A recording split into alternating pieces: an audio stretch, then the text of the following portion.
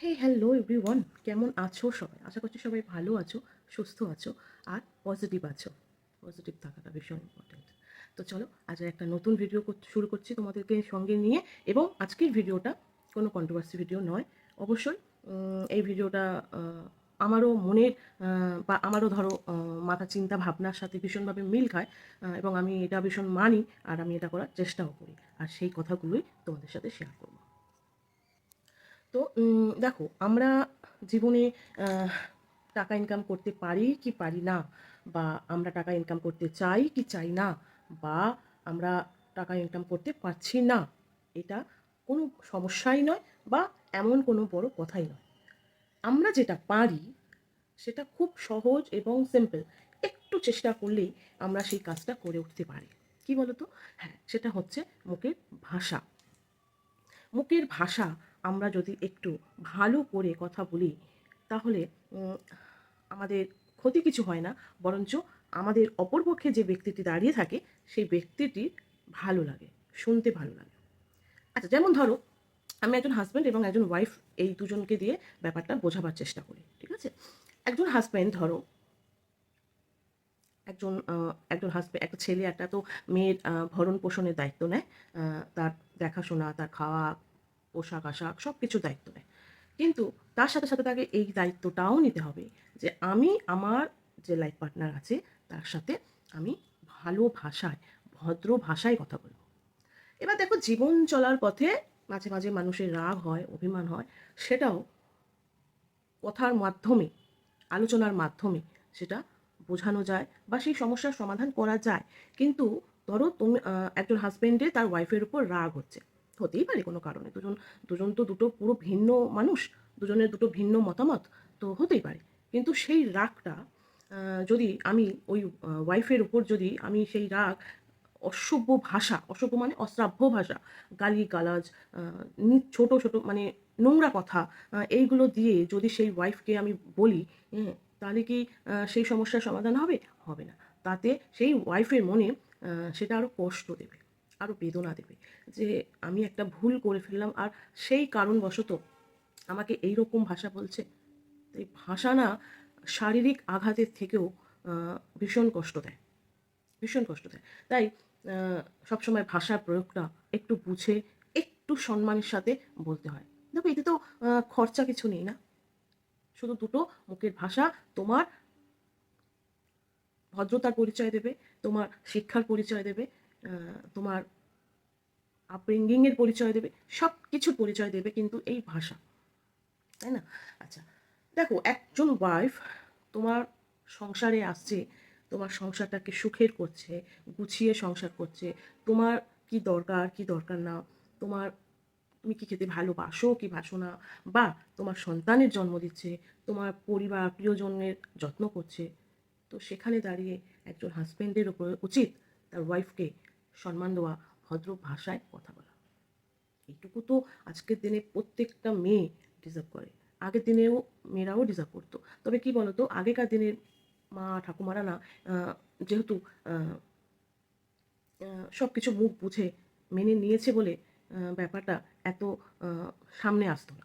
কারণ তারা সব কিছু মুখ বুঝে মেনে নিত। বাট এখন মেয়েরা আর মেনে নেয় না, তারা কষ্ট পায়। আগে কি মানুষরা কষ্ট পেত না? আগে মা মা ঠাকুমারা কষ্ট পেত না? হ্যাঁ, পেত, অবশ্যই পেত, কষ্ট পেত। আর সেই কষ্ট দেখার মতো কেউ ছিল না, বলার মতন সেই জায়গা ছিল না। এখন প্রচুর জায়গা, বলা যায়। আর কিছু না হোক, সোশ্যাল মিডিয়া রয়েছে। এখন এখন সোশ্যাল মিডিয়ার পাওয়ার অনেকটা, তাই না? একদম। আচ্ছা, ধরো আমি তোমাদের একটা উদাহরণ দিই। অনেক তার আগে আরেকটা কথা বলি, যে অনেক হাজব্যান্ড মনে করে যে আমি তো এই মানে ওয়াইফকে আর কি, অনেক হাজব্যান্ড মনে করে যে আমি তাকে খেতে দিচ্ছি, পড়তে দিচ্ছি, থাকতে দিচ্ছি, উম, আর কি চাই? আমার একটা মানুষের ভালো থাকার জন্য যথেষ্ট, তার সব কিছুই দিচ্ছি। কিন্তু আসল জিনিসটা দিচ্ছ কি? আসল জিনিসটা কি? আসল জিনিসটা হলো ভালোবাসা, আসল জিনিসটা হলো সম্মান, আসল জিনিসটা হলো ভদ্র ভাষা। দেখো, মানুষ অভাবেও না সংসার করে নিতে পারে, কিন্তু অভদ্র ভাষার মানুষের সাথে সংসার করতে পারে না, তাই না? যেমন একটা উদাহরণ দিই, এই যে যেমন খাওয়া থাকা নিয়ে যেমন অনেক পুরুষ ভাবে যে এটা করছি তাহলে আর কি দরকার লাগে। তেমনি ধরো একটা 4টে দেওয়ালওয়ালা একটা রুম, যেখানে কোনো জানলা নেই, দরজা নেই, লাইট নেই, আলো নেই, বাতাস নেই, কিচ্ছু নেই, আসবাবপত্র নেই, কিচ্ছু নেই। আছে তো, 4টে দেওয়াল আছে, আছে তো, মাথার ওপর ছাদ আছে। আর কি চাই? আর কিছু চাই কি? থাকতে পারবে সেই পুরুষটি সেই রুমে? থাকতে পারবে? পারবে না। তাহলে একটা মেয়ে শুধু থাকা, খাওয়া, পড়া দিলে সব থাকে না, সব হয় না। বেসিক জিনিসটা যেটা মানে ছোট্ট একদম ন্যূনতম যেই জিনিসটা প্রয়োজন সেটা হচ্ছে একটু ভালোবাসা আর একটু ভদ্র ভাষা, যেটা দিয়ে বহু পুরুষ, বহু নারীকে আঘাত করছে মুখের ভাষা দিয়ে। অনেকে হয়তো গায়ে হাত দিতে পারে না, কিন্তু তারা মুখের ভাষায় জর্জরিত করছে। কি দরকার বলো তো কাউকে কষ্ট দেওয়ার? কি দরকার? আচ্ছা বলো তো, আজকে এ জীবনে কেউ কাউকে কষ্ট দিয়ে ভালো থাকতে পেরেছে? পারেনি। অন্যকে কষ্ট দিলে না, সেই কষ্ট বা সেই জল, কষ্টের চোখের জল ফেরত আসে না অন্যভাবে। ধরো একজন হাজব্যান্ড তার ওয়াইফকে প্রতিনিয়ত অশ্রাব্য ভাষায় গালিগালাজ করছে এবং সেই ওয়াইফের চোখ থেকে প্রতিনিয়ত জল পড়ছে সেই সংসারে। এবার ভাবো তো, ইমাজিন করো তো, সেই সংসারে সুখ আসবে? কারণ সেই ঘরের লক্ষ্মী, সেই ঘরের যাই হোক, ঘরের যে মানুষটি তার চোখ থেকে কষ্টে জল পড়ছে। খুশির জল আলাদা, কষ্টের জল আলাদা, তাই না? একদমই তাই। এই জন্য আমরা সবসময়, আমি অ্যাটলিস্ট বলি যে মুখের ভাষাটা খুব ভালোভাবে বলা উচিত, খুব ভালোভাবে প্রয়োগ করা উচিত। কি হবে এত টাকা পয়সা, এত সম্পত্তি, এত বাড়ি গাড়ি, ধন সম্পত্তি নিয়ে কী হবে? এই যে লোকে বলে আমি এই করছি, আমি সেই করছি, কি হবে? কিছু কি নিয়ে যেতে পারবে মানুষ? সেই তো যেতে হবে বাঁশের কঞ্চির ওপর। কিন্তু থাকাকালীন, সংসারে থাকাকালীন এটাই যদি একে অপরকে সম্মান দেয়, একে অপরের সঙ্গে ভদ্র ভাষায় কথা বলে, একে অপরের প্রতি ভালোবাসা জাহির করে, জীবনটা কত সুন্দর হয় না? কত মধুর হয়ে ওঠে না? এইগুলোই তো থেকে যাবে শেষ বয়স অবধি।